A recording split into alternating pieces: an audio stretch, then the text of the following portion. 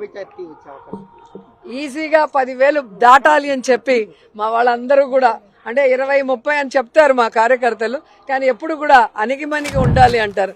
అందుకే 10,000 పైనే మెజారిటీ ఉంటుందని కూడా ఈ సందర్భంగా తెలియజేసుకుంటున్నాం. ఎందుకంటే నగిరి అంటే 500 నుంచి 1000, 1500, 2000 తప్ప ఎప్పుడు మెజారిటీ లేదు ఏ ఎలక్షన్ చూసినా కూడా మీరు ఇంతవరకు. కాబట్టి అలాంటి చోట 10,000 దాటడం అనేది 1,00,000 దాటిన లెక్క. ఎందుకు ఇంత కాన్ఫిడెంట్ గా నేను చెప్పగలుగుతున్నానంటే జగనన్న చెప్పిన మాట ప్రకారం గడప గడప ప్రతి కుటుంబాన్ని కూడా పరామర్శించాం. వాళ్ళకి అన్ని సంక్షేమం అందుతుందా లేదా తెలుసుకున్నాం.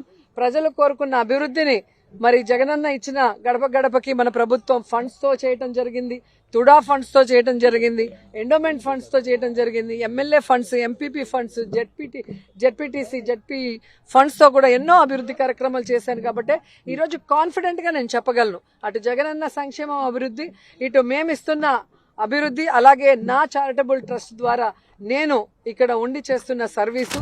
అండ్ ముఖ్యంగా ప్రజలు 24 hours ఏ టైంలో ఫోన్ చేసినా అందుబాటులో ఉండి వారిని ఒక సిస్టర్ లాగా, ఒక డాటర్ లాగా ఈరోజు వాళ్ళందరికీ కూడా అండగా ఉన్నాను. కాబట్టి అంత కాన్ఫిడెంట్ గా నేను చెప్పగలుగుతున్నాను.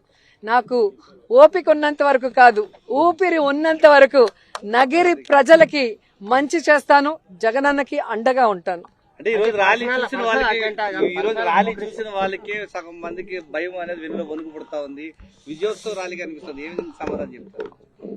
ఒకటే చెప్పగలను సార్, వెన్నుపోటు రాజకీయాలు చేసే పార్టీలకి, వెన్నుపోటు రాజకీయాలు చేసే నాయకులకి వెన్ను విరిగేలాగా ఈరోజు ర్యాలీ జరిగింది. మే 13th ఓటింగ్ కూడా అలాగే జరుగుతుంది.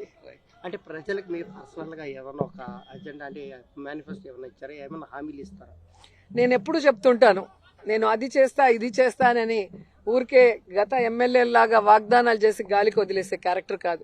ప్రజలు ఏం కోరుకున్నారో అవన్నీ కూడా చేసుకుంటూనే వెళ్ళాను.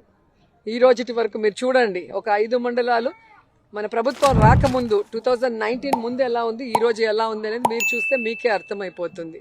సో జగన్ గారు ఇచ్చే సంక్షేమం అభివృద్ధి కాకుండా ఈ నగరి ప్రజలు కోరుకున్న అభివృద్ధి కార్యక్రమాలను కూడా జగన్ గారి దృష్టికి తీసుకెళ్లి ఆయన ఆశీర్వాదంతో ఈరోజు అన్ని కూడా చేసుకుంటూ వచ్చాను.